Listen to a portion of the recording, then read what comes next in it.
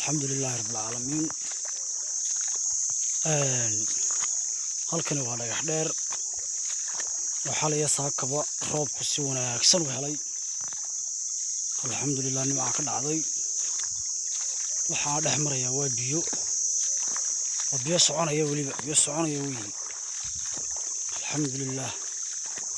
biyo ma kala go'an karbasimo weey biyo ma kala go'an nimca ka dhacday alxamdulillah ilaahay baa mahad leh ilaahay lagu mahadnaqo lagu shukriyo weey nimca ka dhacday saaka biyo waa kuwa soo karbasimo weey waa karbasiman waa soconaya biyaha saynu qabanaa tolo biyaha laan waxayna baday weyn ognahay